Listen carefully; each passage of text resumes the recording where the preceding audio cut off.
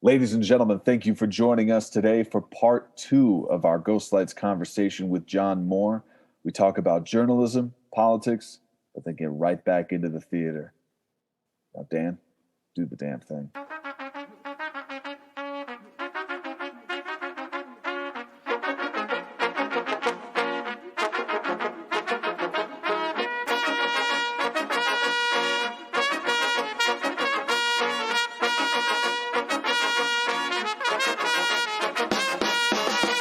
If you want to, we can tell stories about what an asshole Larry Walker is. Oh my God. Ladies and gentlemen, we are back for part two of the podcast. Let's just do sports talk. We're here for it all.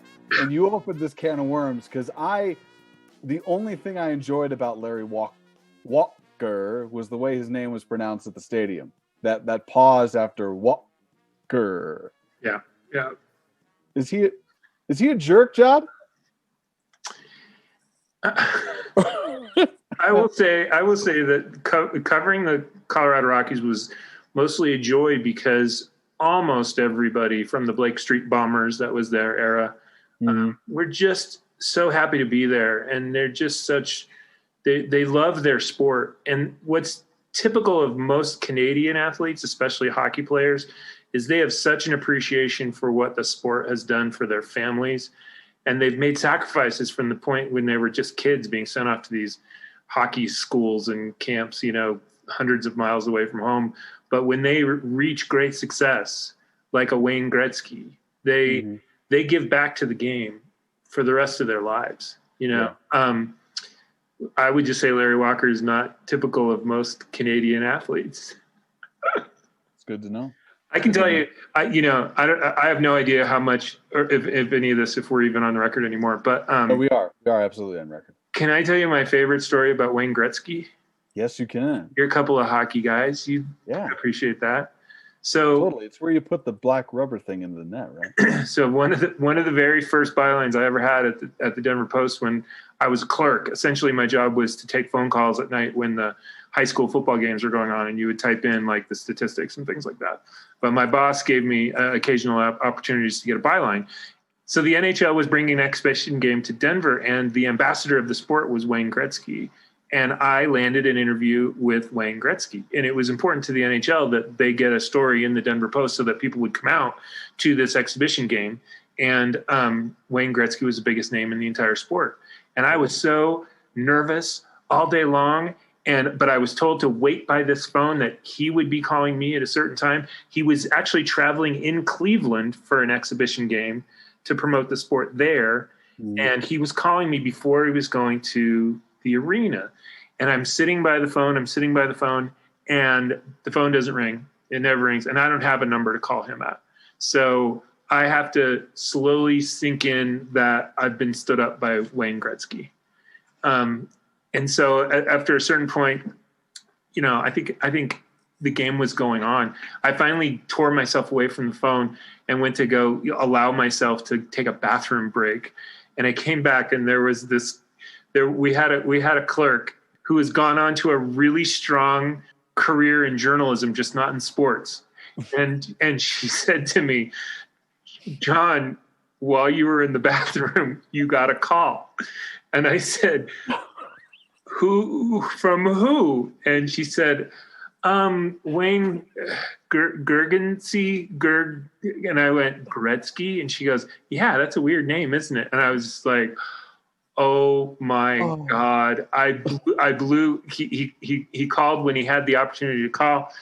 And I said, "So what did he?" She goes, "Well, he said that he's gonna try back." And I was like, "He's not gonna call back. The game is like now in the third period. He's in Cleveland, whatever." My shift lasted until 1 a.m. And I am not kidding. 5 minutes. It must have been 3:00 in the morning in Cleveland. I was getting ready to leave, and the phone rang, and I wasn't even expecting it. But it was Wayne Gretzky. And he could not have been more apologetic for missing the first phone call. And I could not be more apologetic about the fact that when he called, I wasn't by the phone. And in his unique Canadian way, he was like, "Yeah, I don't think she knows who I am." And so, I mean, at that time of the morning, we just started talking, and you could tell he was just in his hotel room, just, sitting back and winding down at the end of the day. And it was sort of like this conversation is like, do you want to just keep talking? So, I mean, I talked to him for almost an hour, and most of the conversation was about his love of the game and why he's loved the game since the moment he was born, and how excited he was to be able to bring this sport to a city like Denver, which has a population that didn't grow up with a just innate love for the game like we had. But he had such childish enthusiasm for what it could mean for the city of Denver, and everything he said came true. Yeah. He was a perfect ambassador, a wonderful gentleman. He gave me one of the best interviews to this day that I've ever had in my life. And I owe him, because when you're just getting started and you're like 22, 23, and you get a cover story where your interview with Wayne Gretzky, he's done you a favor. And I've never forgotten that graciousness. That is an amazing story. I'm sure I'm way off base, but the Gordon Bombay in the Mighty Ducks, like him talk, like the intro to that movie is him skating on a pond with his dad. Yeah. And I'm almost positive like that's half of Gretzky's story, is just in this pond near his house playing with his dad, learning the intricacies and the proper way to deke in and out, left and right, like all of that stuff. Yeah. And to see that carried over as it has throughout his career is really... Well, you see that in hockey players all the time, more so than any other sport. And it's so wonderful to see that once they get, into the NHL and they've got their millions, but they never get the same kind of millions that like baseball and football players do. Or basketball players. They become wildly rich, but rich by hockey standards. But I just have so much appreciation for anyone, whether it's athletes or actors or anyone who maintains that sort of civility and appreciation for what it was that got them there right up to the end. It's kind of like the stories you hear about Bryan Cranston. I've gotten to interview him before too. And you can just tell that he's a guy who knows that when he goes onto a TV set or a movie set, that he can set the tone of civility for the entire cast and crew. Because if Bryan Cranston's there and he's like, hey, everybody, let's just take a moment and appreciate how incredibly lucky we are to be here.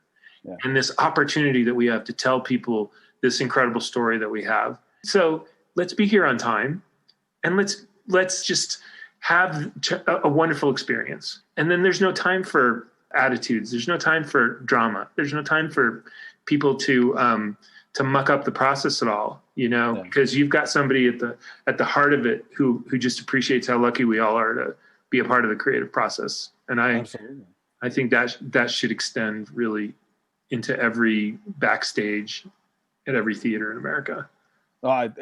It should extend to everywhere in America. Exactly. I mean, you're talking about like taking the lead, like holding the space for the cast and crew on a specific project like Bryan Cranston might do. You talk about civility and stuff. Like, while I definitely agree with Tom Cruise's recent conversation with his crew and cast, the tenor of which I feel like, I don't know, the conversation that should have been had earlier. Yeah. You can still have that urgency. And I'm like, good. Sometimes you need to talk to people that way. Yeah. Especially in this day and age. I totally get it. I'm there. I'm here for it. I support it in both ways. But what you're talking about there is like the understanding of the moment. Yeah. Let's set the stage from the beginning so we're not screwing it up for everybody down the road. It takes buy-in. It does. What I love about this story is just really whether you're whether you're doing a show like we're going to be doing this spring, hopefully at the Miners Alley Playoffs, or whether you're on Broadway.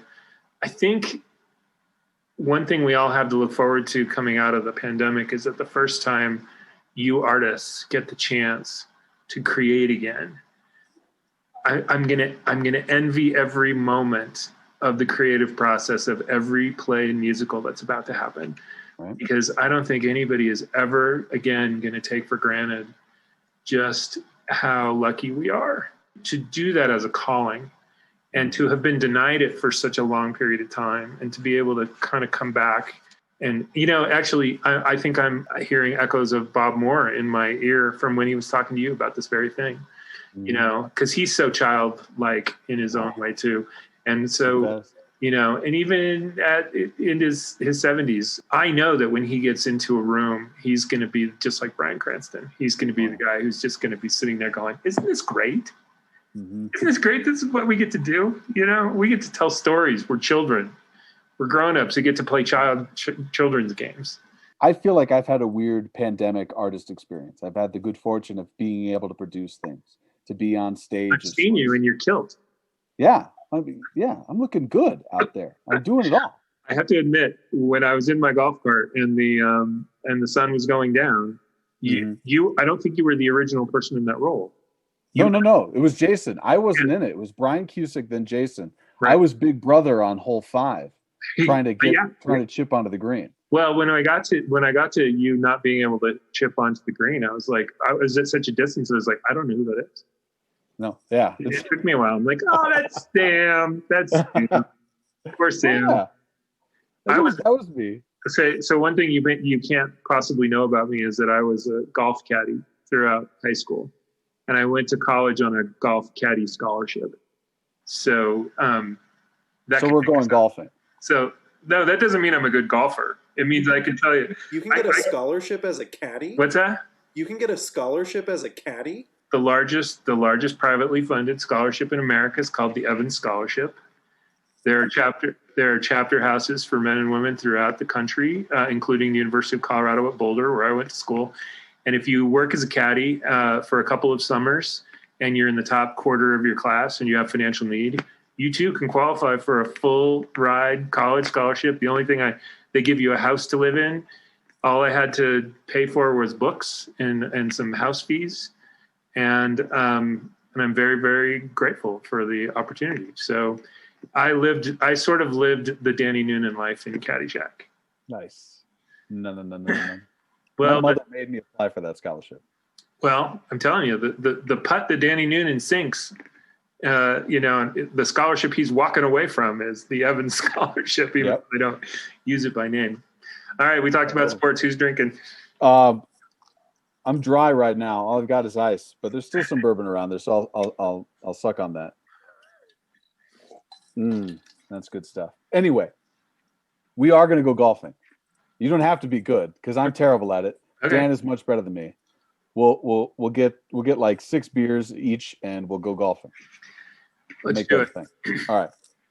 One of the reasons why I wanted to stick around with you is first of all, let me just say that first hour, it was so great because I had so many ideas come to me while you were talking. And so I really appreciate where you were going with that. And I do want to use everything that we used after I said, welcome back to part 2 of the John Moore podcast.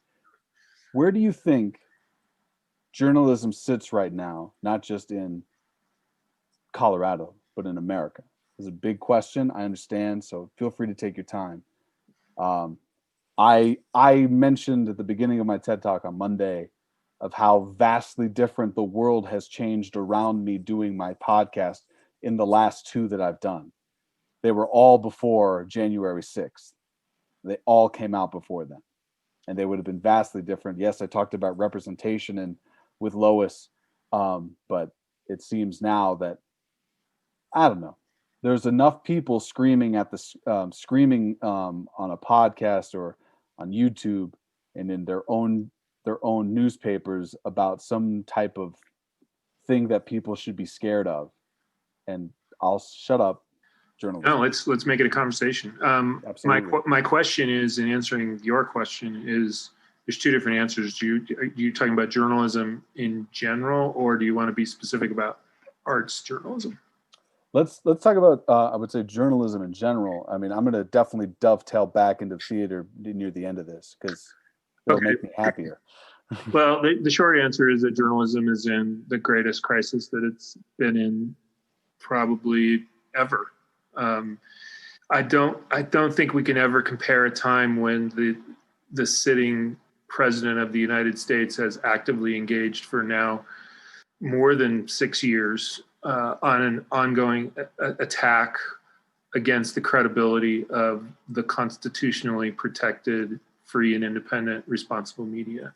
I can get on a soapbox that's 40 feet high to talk about how reprehensible it is that journalists who risk their lives to not only tell stories around the country that we or around the world that we desperately need to know, but stories in our own hometown.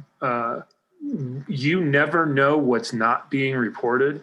And you won't be surprised when I tell you that I think that journalism is one of the noblest professions that you can have, because when we start to if we lose the Denver Post, the Denver Gazette is now starting up. That's important.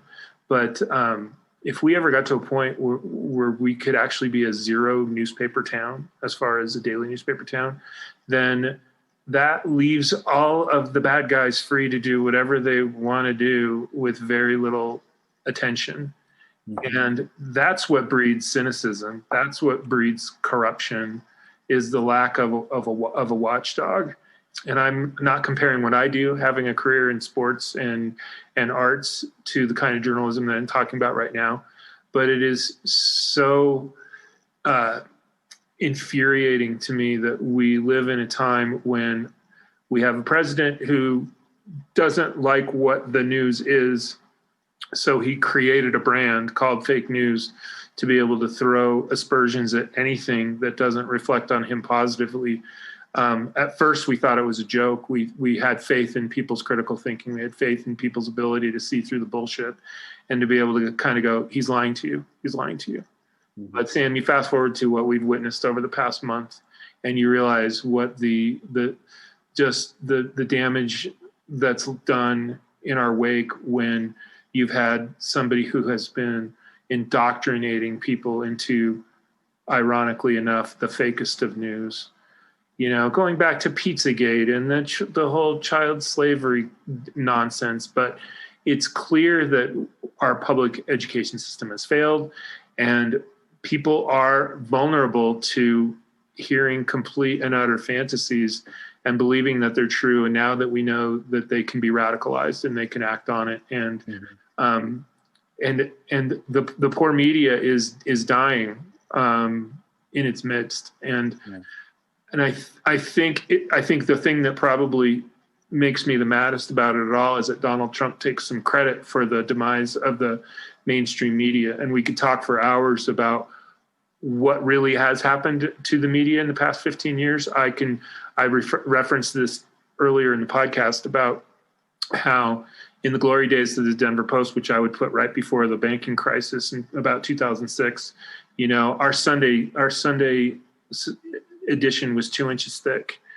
Our circulation on Sunday was close to 800,000 on any given Sunday. And now the demise of the Rocky Mountain News was one of the worst things that could have happened to the city of Denver, because you lost that competition. You also had the surviving paper, in the absence of that competition, suddenly needing to charge people what it really costs to deliver a local newspaper to your doorstep. We benefited for 20 years on the death struggle between the Rocky Mountain News and the Denver Post for survival, because it meant that they charged their readers $5 a year to get the paper delivered on their doorstep 7 days a week. And people got used to paying $5 for the news. They also had 20 years of being able to read everything on the internet for free. And the grave critical mistake of that strategy was that it taught people that information gathering is free, and that it should remain free, without the full picture of the fact that all of the people who are producing that news, have mortgages, and they've got children with disabilities, and they've got kids in college, and it costs money. It does cost money. Mm-hmm. But once you've trained people that information should be free, they're not going to pay for it. And so now we've got all of these wonderful startup organizations like Denverite, like the Colorado Sun. There are niche publications covering politics, covering education, Chalkbeat, some of these others that are we're actually living in an era of some of the the best journalism that I've read in my life. And the problem is that very few people are seeing it because most of it has a paywall around it, because otherwise it wouldn't be getting produced. Yeah. But the media hasn't fallen by the wayside because of Donald Trump. But the end result is the same. We are a dangerously underinformed people, and the events of the past month have shown just how dangerous going forward is going to continue to be if people don't suddenly have a come to Jesus moment and realize that information, good, credible, solid information, is worth paying for. Yeah. And then on the other side of that whole argument is the fact that the media has fed into its own demise by the most recent trend in the last 10 or 15 years that have allowed media empires to form with a political agenda. Yeah. We had years and years to be able to say we're independent. We don't take a political stand, but now, we know that there are entire television networks that have their own politics. There are newspapers that have their own politics. It's harder and harder to argue to the general public that all the media is principled and independent, because we're not. Mm-hmm. But we have to become savvy. We have to become critical thinkers, and we have to be able to look at different media outlets as saying, this is valuable information to me. Fox News might be its own thing. MSNBC might be its own thing. They could both be argued as being potentially propaganda outlets because they only foster one political ideology. But what we need to protect are those newspapers that still endeavor to tell both sides of the story, because if we lose another newspaper, we're in big trouble. Yeah, I'm just going to stop talking because I'll keep going. No, I thank you so much. I mean, I agree with everything you've said. One of the things, so while you were talking there near the end, I got a flash of a specific moment in the movie Vice with Christian Bale. Mm-hmm. Where he bumps into Roger Ailes at the beginning, like the foundation of the building of Fox, and how that was the scariest part of that entire movie for me. Mm-hmm.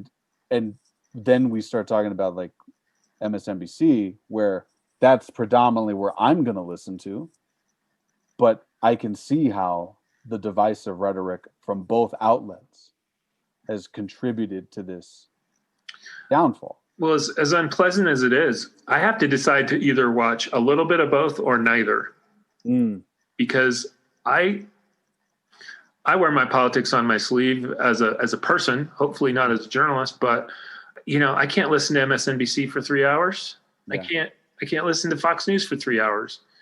Yeah. People say, well, what do you actually tune to? I say, well, CNN after midnight is great because that's when they switch to their international desk where they actually still tell the news, rather than just having a talking head and you give Chris Cuomo or Don Lemon or Anderson Cooper their hour to just hammer home one side of the day's news story, and it's like a bludgeoning, and I'm on that side, and I can't listen to it. I like Al Jazeera. People just hear that and they freak out because they just have their preconceptions. But if you're actually looking for unbiased journalism about what's going on in America, sadly, you kind of have to go outside of the United States to get it. Right. Nowadays. Absolutely. And that never used to be the case. No. Like I never had the good fortune to sit there and like listen to Walter Cronkite. Yeah. But every documentary about something happened during his heyday on the mic in front of the camera, to reread articles by Carl Bernstein during Watergate. I got a very different sense of America during those times that while they were talking about specific things that were getting to the meat of the issue, and there were things that were happening that may have affected me and my nationality that was not getting covered, that's never been covered, and there's other people who can say the exact same thing, there was still some objective quality that I had grown accustomed to believing existed. Right. Well, you make an outstanding point. It's relevant to the local media today, because I think if you watched Walter Cronkite do the evening news for, I don't know how many years he did it, 30 years, you trusted Uncle Walter to tell you the truth of what was going on in Vietnam or whatever. but I would defy anybody to tell me that they know when he went into a voting booth and closed the curtain who he was voting for. And that was such an essential principle of journalism. And I can't believe now we have to talk about that, like that's a bygone era. I mean, the comparable answer to that is just on 9 News the other night, where Kyle Clark is a wonderful journalist, and he's sort of putting in his time now to become Denver's kind of Walter Cronkite if he decides he wants to do it for 20 more years. But the problem is that just the other night when they were talking about the rebellion, he was leading the 10 o'clock newscast, and then they cut to a recorded editorial that Kyle Clark had written about the umbrage he had taken at the storming of the Capitol. And then they go back to Kyle Clark for the continuation of the day's news. And that's the CNN problem. That's what CNN has wrought on us by stopping the reporting of the news and turning everybody into a person with an opinion. You know, now we've got Kyle Clark on the record knowing exactly how he thinks about certain political issues. And again, I agree with everything that he says, but my heart sinks every time he editorializes on the news, because there goes the objectivity. Anybody who's looking for a vulnerability or an excuse to just disregard 9 News's coverage of the day's events has been handed it to them by a silver platter by saying, well, see, he's on the other side. He's clearly biased. Mm-hmm. And the fact is he is.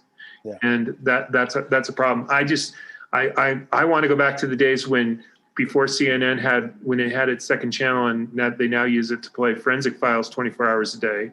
You know, I feel like it wasn't that long ago when it was the day's news in 30 minutes. You know, they just gave you the news.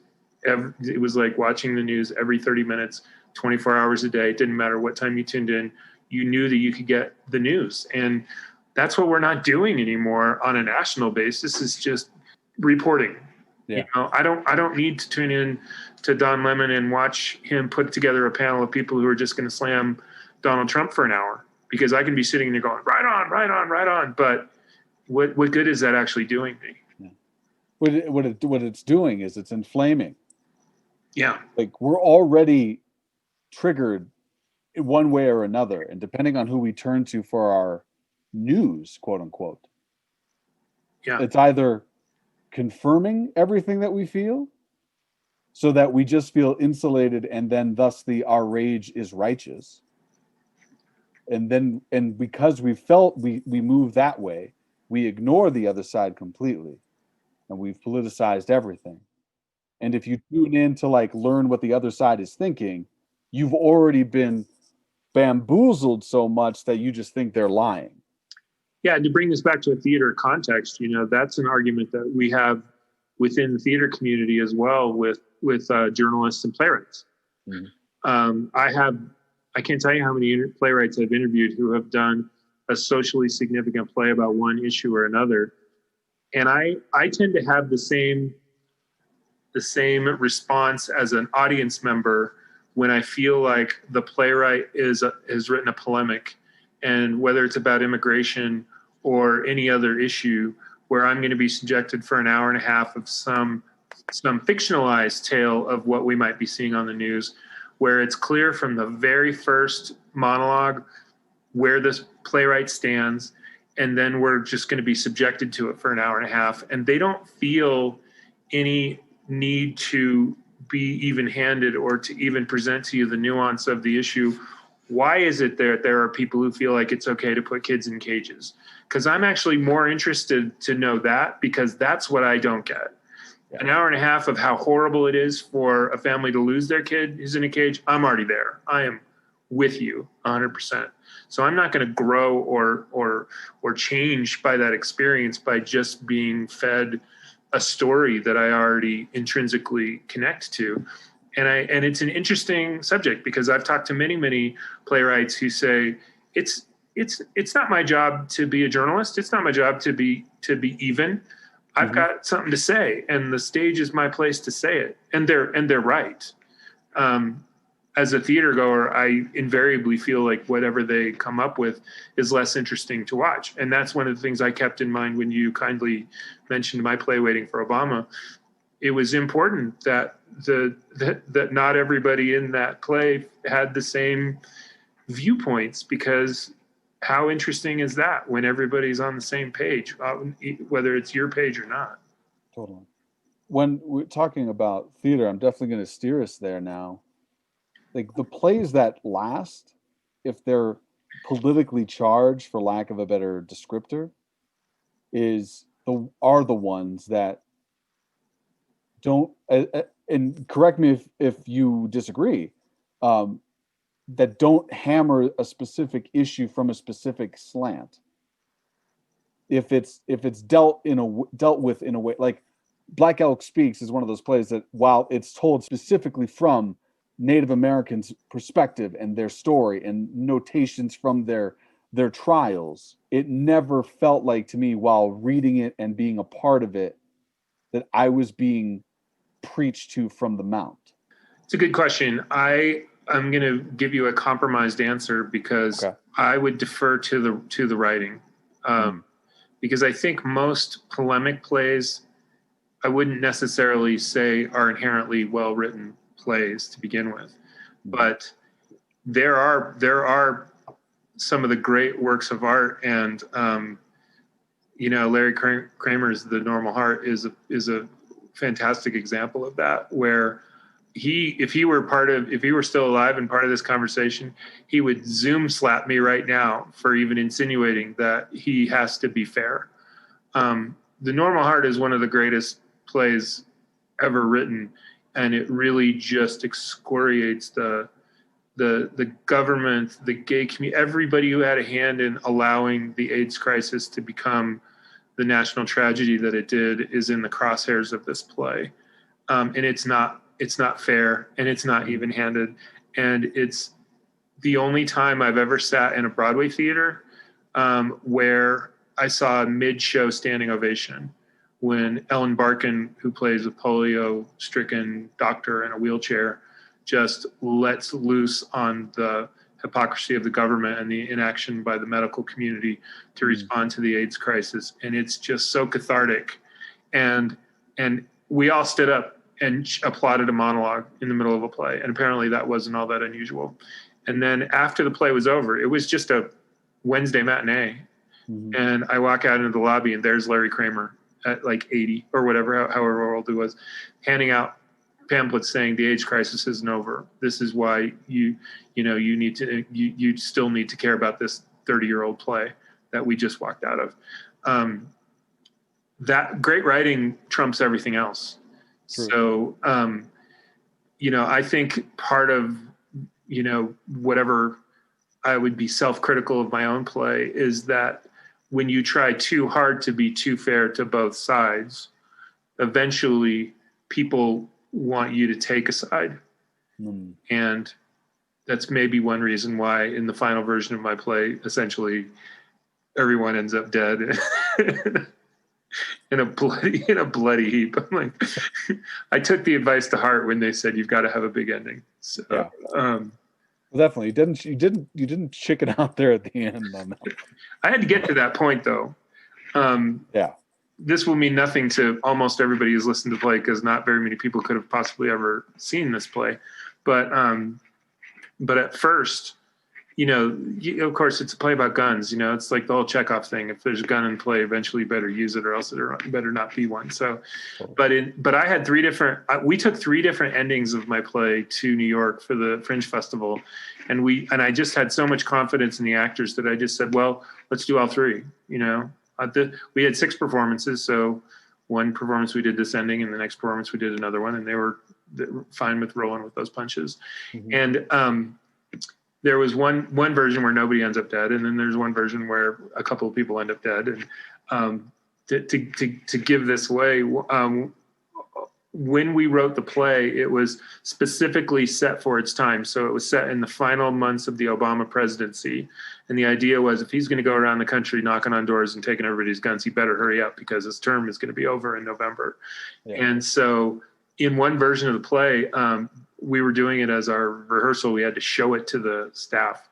And we did the version where Obama ends up dead. And we were told that that's actually a federal crime.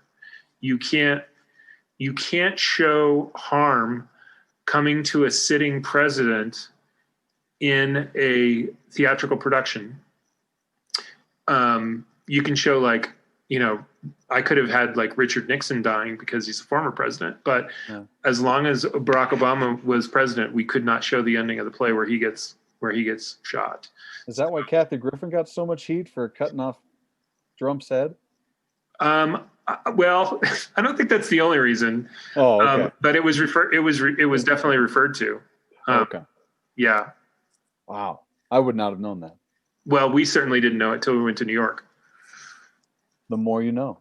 Yeah, exactly. A couple more questions before we bounce. One big one and then one fun. Okay. What do you think? Because this is where the question's coming from. I don't feel like I've got a objective critical eye when it comes to theater in Colorado that much anymore. Juliet Whitman, very, very good. I respect her. I have a great deal of respect. I don't see her reporting enough, and she would be if I had to put a list, an order of criticism, she'd be at the top of it right now. So my question to you is, does Colorado theater miss an objective critical eye? And if so, how does that come back, if at all? The answer is emphatically yes. Maybe I knew it at the time, but I didn't acknowledge it. But really, from the time the Rocky Mountain News folded in 2008, I want to say, and Lisa Bornstein left her position as the chief theater critic at the Rocky Mountain News, that left me as the last surviving salaried full-time journalist exclusively dedicated to covering theater and nothing but theater. And I got lucky in the fact that the Denver Center created a position for me where, even though I wasn't a critic, I have spent the last 7 years as a journalist covering the Colorado theater community as my full-time job, just not as a reviewer. And in that time, I've eaten a lot of knuckles, Sam, as somebody who abdicated as a reviewer, and I got my life back. And one easy way to find out how a community feels about you is to just quit or die. And I almost did both after I left the Post. But suddenly it was very odd to go from being the most misunderstood person in Denver to being somebody people actually heaped, love. Even saying it's hard to say, my way. I think people appreciated the work ethic. They appreciated the regularity. They appreciated the fact that because I was dedicated to it full time, I reviewed at least 160 plays a year in the biggest newspaper in the state. I made a point of covering theater all over the state of Colorado. So I think at the end of any given year, I might have reviewed as many as 60 different theater companies during that time. And after a while, you put in that kind of time and miles on your car, people begin to appreciate your work ethic. And no matter what else they thought about my reviews, I think that they started to recognize that that was never going to come again. Even if there were a full-time salaried theater journalist, that kind of insanity, that was impossible for me to sustain. But I did it for 12 years. Then, as you already know, part of the whole reason the Denver Post was offering buyouts, and one of the reasons I left, is they were offering severance packages so that they could eliminate positions. And I knew that by taking my very, kind and generous severance package, that whoever got saddled with theater wasn't going to be doing it full time. They were going to be, we've had nothing but slashes since then. They gave it to Lisa Kennedy. So she became the film/theater critic. And if you can't do both of those beats, and go see 160 theater shows a year. And Lisa, it took a toll, and then she took a buyout, and then they gave it to Joanne Ostro, and then Joanne Ostro became the TV/theater/film writer at the Denver Post. And then that took its toll on her, and then she took a buyout and left. Earlier in this podcast, I mentioned that when I took the job, there were 17 full-time arts and culture writers and features writers at the Denver Post. Today, there's one. His name is John Wenzel, and I don't know how he does it. And he does some brilliant pieces, but he's covering literally everything. So now when theater resumes again and people need to get the attention of the Denver Post, what number do you call? Like, what email do you send it to? It's not for lack of interest. It's because it's been gutted and decimated by a hedge fund that has been picking its bones to the marrow. And so where does that leave the theater community? It leaves the theater community with a lot of well-intentioned blogger critics who really want to promote and pass the word about shows that are going on. So they're never going to say a negative thing. There's also freelance critics, such as some of the people that I've mentioned, like Elisa Kennedy or a Juliet Whitman. But Juliet's nearing 80. She was able to do what she did at Westward for all those years as a freelancer, as somebody who contributed 1 or 2 stories a week because she was a professor at the University of Colorado. When the pandemic ends, what's the landscape going to be like? Is Westward even going to have a place for theater criticism? Is the Denver Post? We just don't know. But the days where the person who's sitting in that theater can add the context to a review, where you have the confidence of knowing that I had seen every other play this theater company's done, every other show Sam Gilstrap's been in, and I've got the authority to be able to have that be part of my review, it's gone.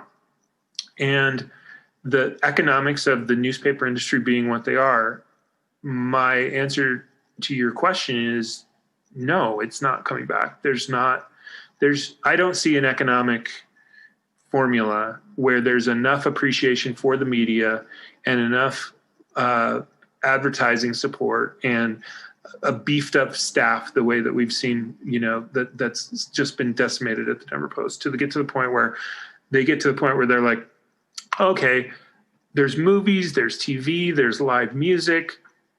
And then somewhere down near dance and opera is live theater. And the idea of asking that some newspaper right now is going to commit a salary with benefits to somebody to do what I had the privilege to do for 12 years, it just doesn't compute. So I'm living in a world where I'm considering that era of my life to now be over because the Denver Center eliminated my position because of COVID. And I'm transitioning now into becoming some sort of a hybrid in the new world where there are no journalism jobs for people like me left. So we are in a position where we have to sort of scratch out our own livings the way you artists have been doing it for centuries. And that means we are now part of the gig economy. And I'm out there, looking for contracts for not just probably not very much from performing arts organizations because they don't have a lot of income, but there will always be a potential freelance gig at a place like the Denver Gazette or the Denver Post, hopefully, where they'll throw you a couple of dollars to be able to write one story. But how do you turn that into a living is you've got to get contracts. You've got to get organizations who want to hire a journalist to write a story committing to a certain amount of time. And the chances of that happening within the performing arts world are very small. So now I'm considering my only way forward as a journalist is to find contracts with companies that need content for their website, or they need a book written, or they need, but they need their story to be told because there is no more Denver Post to tell their story. So the message I'm getting out there to the entire world is you still have a story to tell, but you have to tell your own story. And you have to acknowledge that in this day and age, you are all your own distribution. You have your Facebook, you've got your Instagram, you've got your email list, which hopefully is robust and filled with hundreds of people. But we live in a world now where you shouldn't be focusing so much on trying to get a feature in the Denver Post because it's like, a needle in a haystack.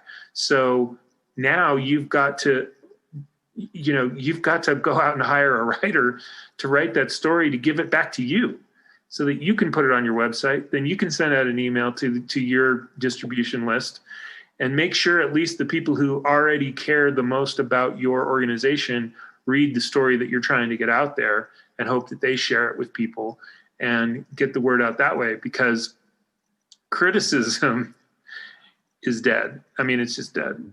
it's not legitimate. It's not consistent. The bloggers are too kind. It's all sunshine and unicorns. Everything is the best show you've ever seen. Nobody has any incentive, Sam, to be tough.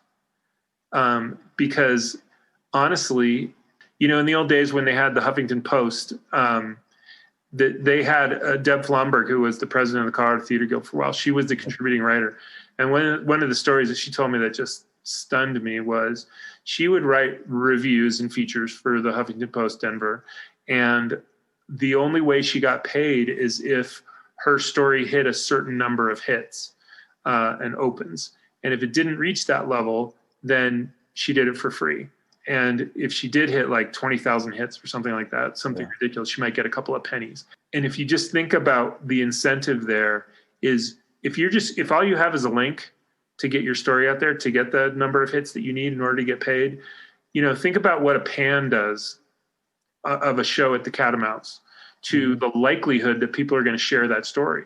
They'll be like, I wrote 3 reviews a week for all those years. It's, 2 of them might be positive and one of them might have been a little tougher. People are like, well, we're certainly not going to share the tough one.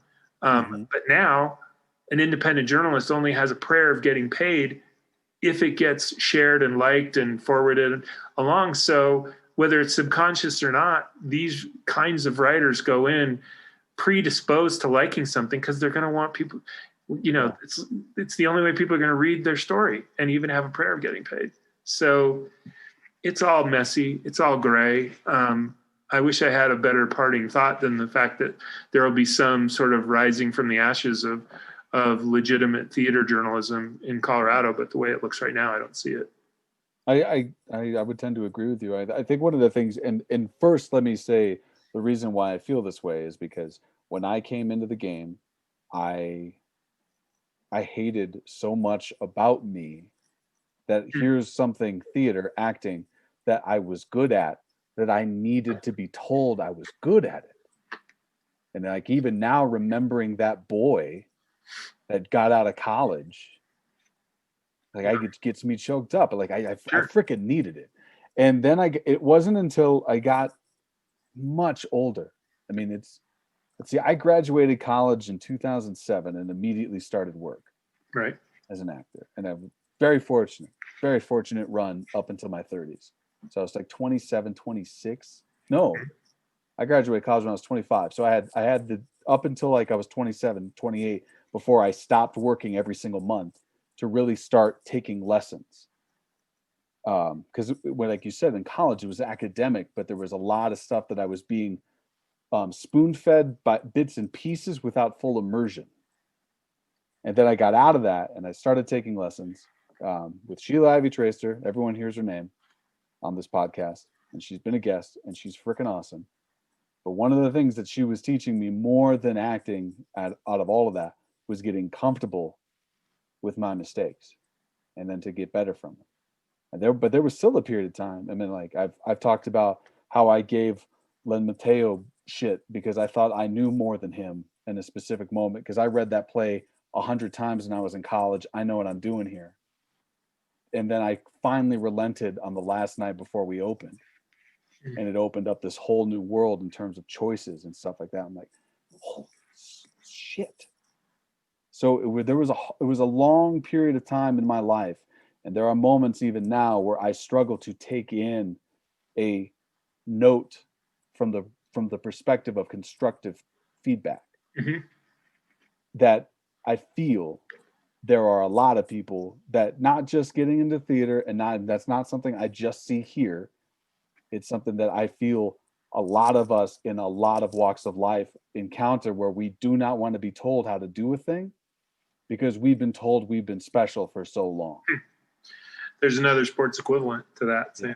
It's so funny you mention that because when you're, if you're in sports, you're 25, you're in the prime of your life and you should be as good as you're ever going to get, right? It's going to be a slow decline, but the arts, it's a craft.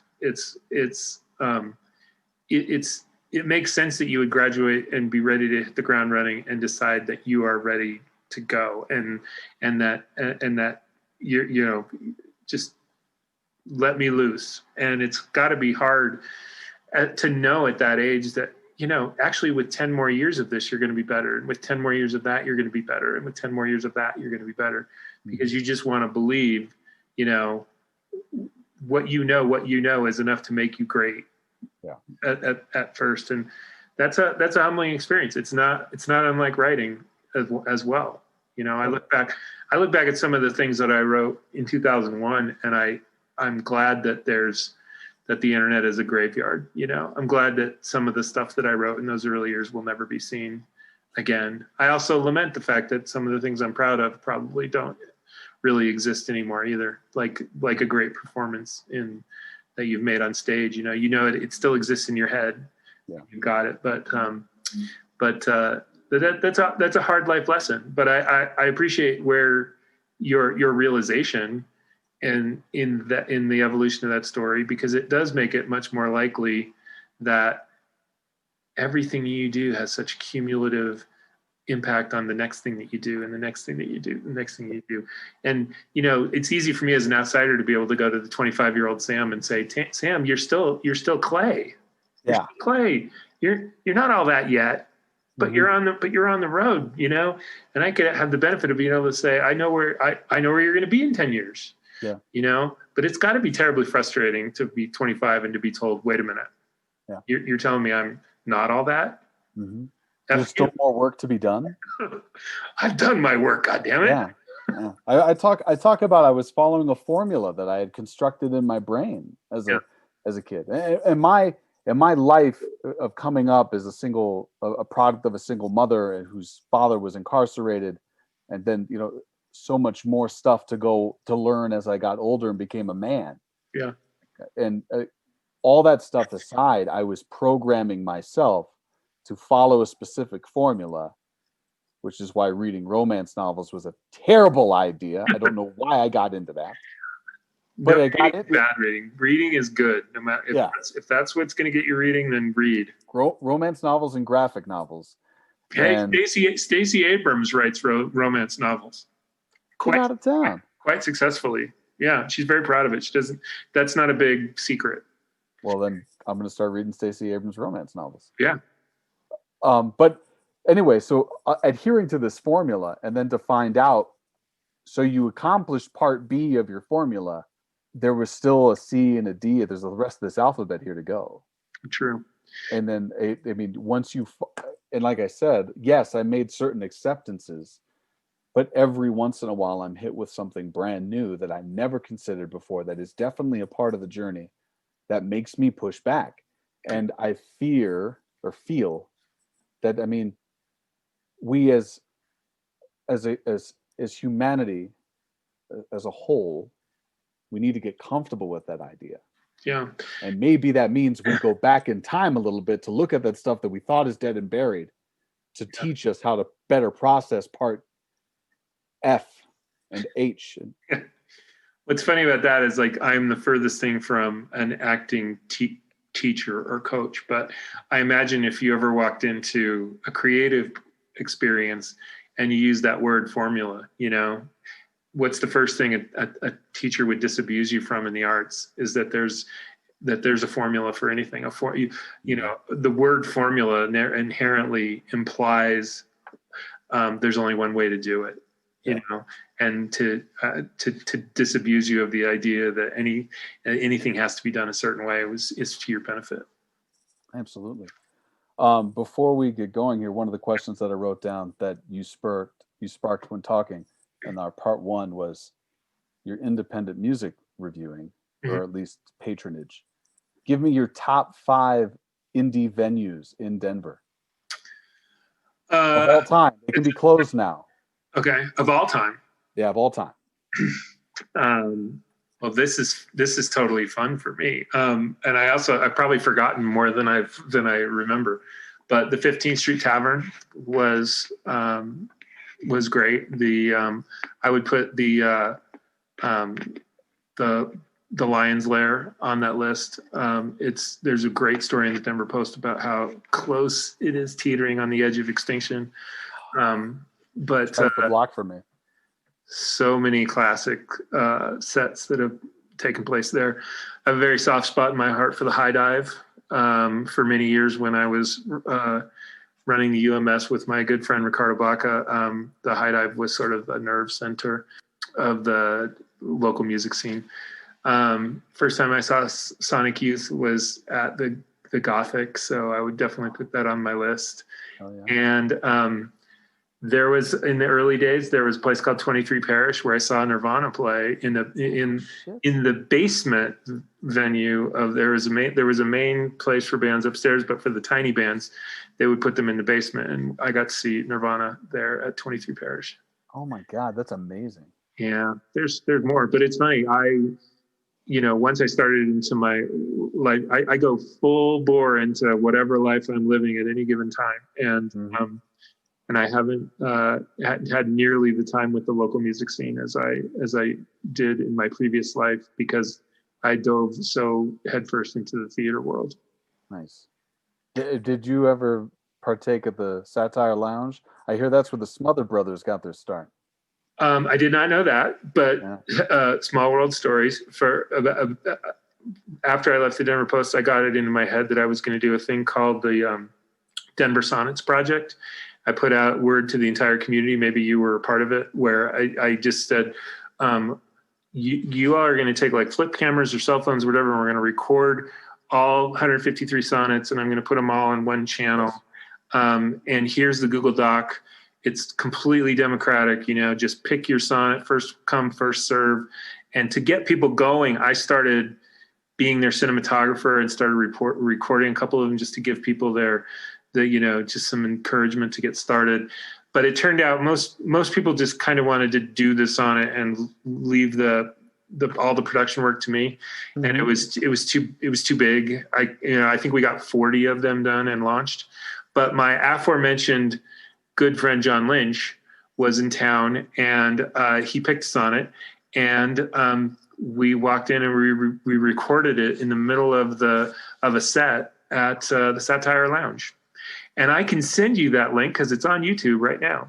Oh, do that. I would love to watch that. The entire thing is him. He's out of town and he's missing his wife, and they are exchanging dialogue through text messaging. And and while the band is playing in the background, and that's really cool. It's very DIY. I did them all mostly with flip cameras. The intention was not for me to be the filmmaker, because I'm not one, but we got some interesting stuff. Jim Hunt did a gorgeous sonnet from Denver International Airport, and Maggie Stacy, if you know her, created a miniature film. We had another great actress from Denver who was a teaching artist. I'm going to get the country wrong, but she was teaching English in Central America somewhere. And she worked with them and recorded a sonnet. It was really a lovely project. We just never finished it. Yeah. If I'm not mistaken, John Carroll Lynch was on the Drew Carey show. He played his brother, right? He was Drew Carey's cross-dressing brother. Yeah. That was like, I'm going to nerd out over that. I love that show for many reasons. One being particular that Drew was a large, portly man and the star of the show, and that was something new for me. Yeah, because I'm a portly gentleman. Hey, you weren't when I was walking into the YMCA each day and seeing you back. I was in great shape. I was in my heyday. But no, I mean, I've learned so much from John Lynch, and if he were part of this conversation right now, and he would do a podcast with you just for the asking. But then I'm going to ask him. Okay. Okay. But he's somebody who taught me really early on that he's never taken his next job for granted. He's always accepted any role with incredible humility and with the understanding, unless proven otherwise, that this is the last job he's ever going to get. And I've had the good fortune of visiting him and his wife on various sets around the country for the work that they do.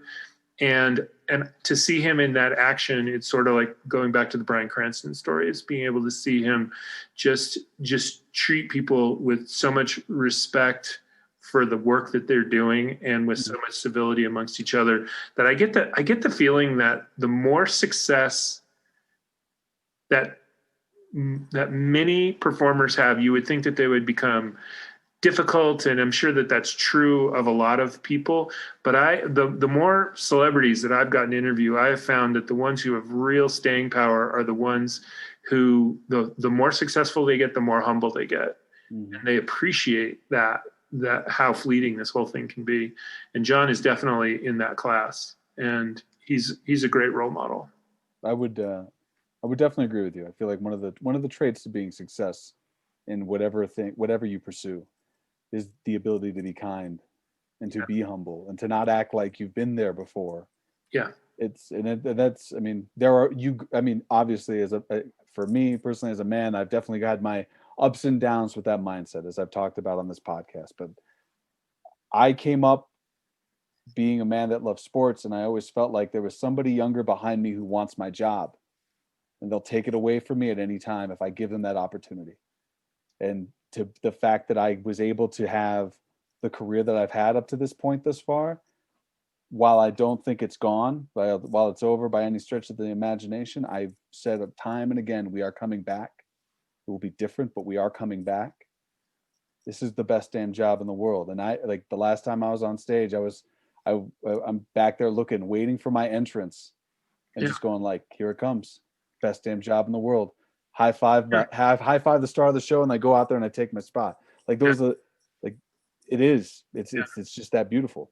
And so it makes sense. Well, if I could offer any advice too, I'm glad that the podcast is back, and I don't think that this pandemic is anywhere close to being over, unfortunately. But I do think you again are in a unique position during this interim to use this forum to keep pumping out podcasts, because just the connection that it brings to be able to hear somebody else's voice, and maybe you recognize that person, maybe you don't. But just people talking about the art and people telling their stories and doing all that stuff. It's just a respite from the isolation that we're all feeling. And it's a separate identity to your acting identity, but you're in a unique position to be that person because you have put in all the work to get this podcast started and going. That I don't know if you fully appreciate just the value of just throwing a link out into the ether to give people a chance to check in with somebody they may know from the stage or from their personal lives. And I don't know how much free time you have with all of your various jobs and things, but it's a valuable service to be doing this. Well, I just got rejected for a show, so I've got all the time in the world, and I very much intend to keep the podcast going. Hey, whatever that show is, it's probably not happening anyway, so I wouldn't take it too personally. Well, no, they're going to make it happen. I know the team involved, and I can't wait to see what that production looks like. With that being said, John, what is that ghost light you wish was left on for you when you got started? Just in general.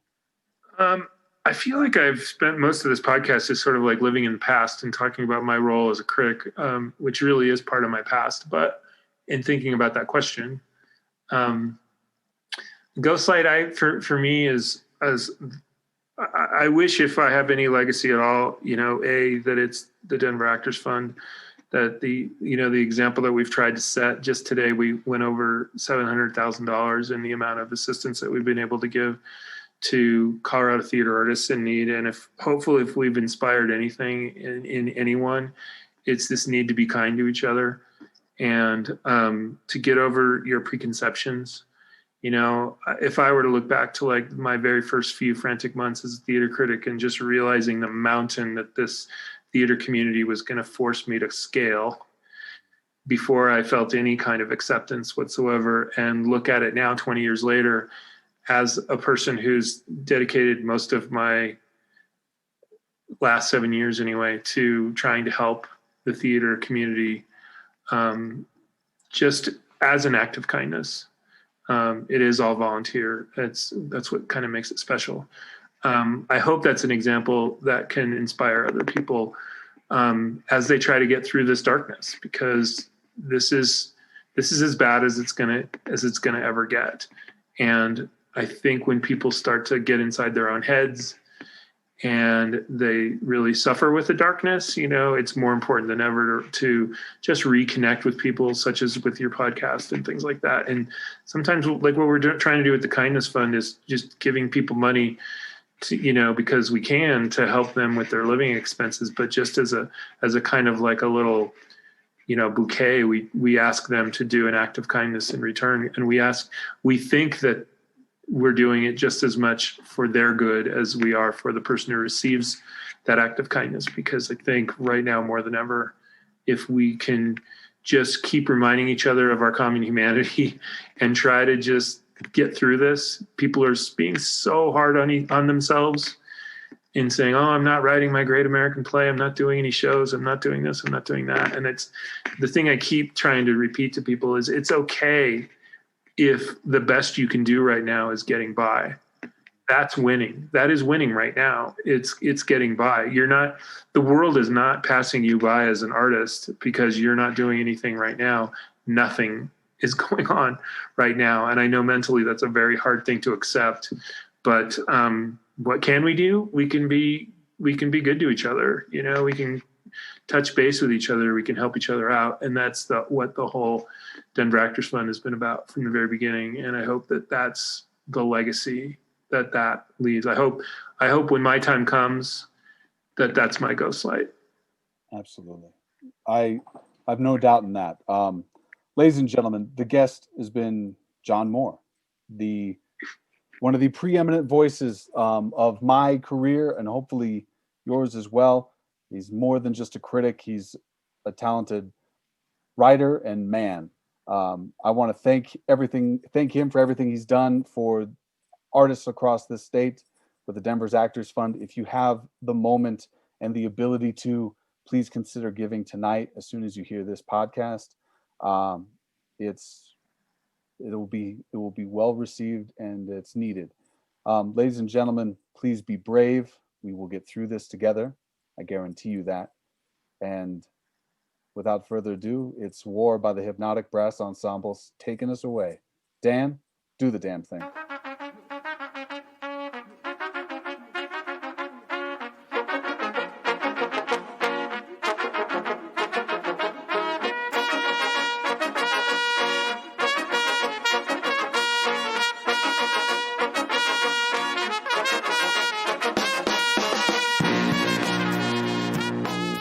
Is Dan still awake?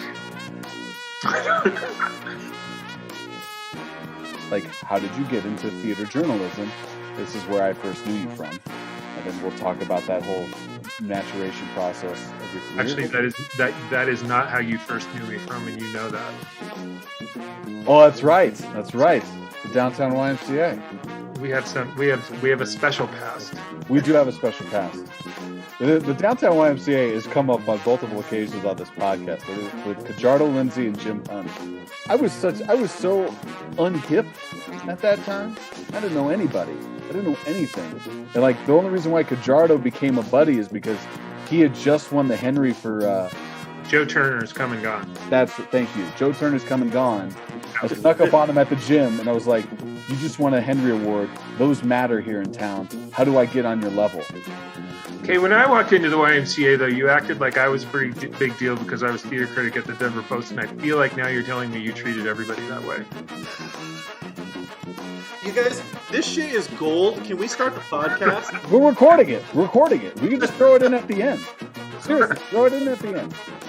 Okay. Well, after the music pans out, if people are listening still, hopefully they will be. Yeah. They'll want to like, oh, this is the preamble.